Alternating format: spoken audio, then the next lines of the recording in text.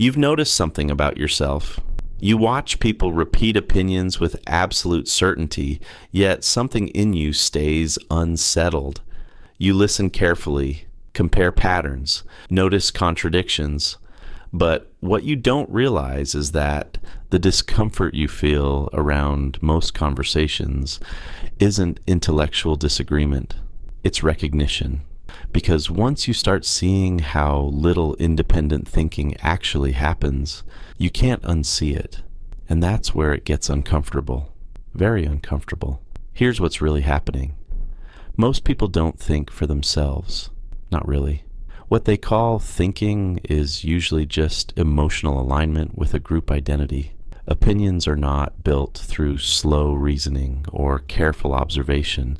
They're absorbed through repetition, belonging, and fear. And the human nervous system is designed exactly for that. Your brain doesn't primarily seek truth. It seeks safety. Safety in numbers. Safety in familiarity. Safety in agreement. Because historically, disagreement meant exile, and exile meant death. So the mind developed shortcuts. If everyone around you believes something, it must be correct. If the group reacts emotionally to an idea, you react too. If questioning creates tension, you stop questioning. The brain calls this efficiency, but psychologically, it's something else. It's social masking. From childhood, people learn that certain thoughts earn approval and others create discomfort. So the mind quietly edits itself, not consciously, automatically. Certain questions never even reach the surface. Have you noticed how often people repeat phrases they've clearly never examined? Political slogans, cultural talking points, popular opinions about success, relationships, morality. If you ask a deeper question, the conversation often stops. Not because the answer is difficult, because the thinking never happened. Most people aren't lying when they express certainty. They genuinely believe they're thinking independently. But belief and examination are not the same thing. And here's the deeper mechanism. Identity protection. When an opinion becomes attached to identity, questioning that opinion feels like a threat to the self. The nervous system interprets disagreement not as intellectual exploration, but as psychological danger. So the mind defends. It rationalizes. It dismisses. It projects. Projection is especially interesting here. When someone feels uncertain about their beliefs but can't consciously admit it, they often accuse others of being misinformed or biased. It's a way to push discomfort outward, because facing internal contradiction creates cognitive dissonance. And cognitive dissonance is one of the most uncomfortable experiences the mind can have. Two conflicting ideas. One identity. Something has to break. For most people, it isn't the identity, it's the truth. So the brain quietly filters information to maintain internal stability. Articles that confirm existing beliefs feel convincing. Evidence that challenges them feels suspicious, not because of logic, because of emotional regulation. The nervous system is trying to calm itself. This is why highly intelligent people can still believe things they've never actually examined. Intelligence does not automatically create independent thinking. In some cases, it creates better rationalization. The mind becomes skilled at defending the belief instead of questioning it. And this is where pattern recognition starts to isolate you. If you're someone who naturally examines ideas instead of absorbing them, you begin noticing something strange. Conversations often follow scripts. People defend positions they didn't consciously choose. They argue with emotional intensity, but shallow reasoning. They repeat arguments that collapse under gentle questioning. And when the structure breaks, the reaction is rarely curiosity. It's discomfort, sometimes irritation, sometimes silence. Why? because thinking for yourself is psychologically expensive. Independent thought requires tolerating uncertainty. It requires questioning authority, questioning culture, sometimes even questioning your own past beliefs. That process destabilizes identity, and most people unconsciously avoid identity destabilization. Their beliefs are not just opinions. They're psychological anchors.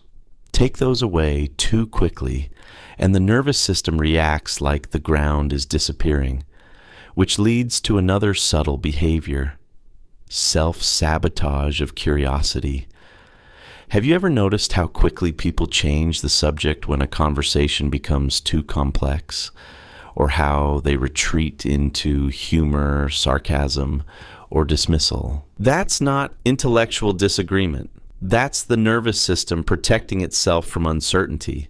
The brain prefers a simple, confident answer over a complex, uncertain one, even if the simple answer is wrong, because certainty feels safe. But here's the strange part. If you're watching this, there's a good chance your mind doesn't work that way. You probably notice inconsistencies quickly, patterns in behavior, contradictions in arguments, shifts in tone when people defend beliefs they don't fully understand. And this ability can feel isolating, because independent thinking often creates social friction. You ask questions others don't ask. You hesitate before agreeing. You need time to examine something before accepting it. And in fast-moving conversations, that hesitation can be interpreted as disagreement, even when it isn't. So what do many perceptive people do? They start masking. Social masking is the quiet skill of appearing aligned with the group to avoid unnecessary conflict. You nod. You stay quiet. You let certain statements pass without challenge, not because you agree, but because you understand the psychological cost of disrupting someone's identity. Over time, this can create a strange inner tension, externally calm, internally observing. You see the patterns clearly, but you also see how fragile most belief systems really are. And that realization changes something fundamental about how you interact with the world. Because once you understand how rarely true independent thinking occurs, you stop expecting it everywhere. You stop trying to win arguments. You stop trying to force awareness. You become more selective about where you invest your attention. But this shift also creates a dangerous temptation: intellectual isolation. When you realize many people operate through borrowed thinking, it's easy to develop quiet contempt. You start seeing conversations as predictable scripts, predictable reactions, predictable conclusions, and that perspective can slowly distance you from people entirely. But here's the important distinction. Most people aren't incapable of thinking. They're conditioned not to. The same nervous system that avoids uncertainty can also learn to tolerate it. The same mind that repeats inherited beliefs can learn to examine them. But that process usually begins with discomfort, a moment where someone notices the gap between what they believe and why they believe it. And that moment cannot be forced. It has to emerge internally, which is why the people who truly think for themselves rarely try to convert others. They ask questions, quiet ones, questions that create small cracks in certainty. Because a question doesn't attack identity the way a statement does. It invites reflection, and reflection is where independent thought begins. But even for you, the process never fully ends. Thinking for yourself is not a permanent state. It's a continuous discipline. Your mind is still vulnerable to influence, still shaped by environment, repetition, emotional association. Everyone has blind spots. Everyone. So the real practice isn't proving that you think independently.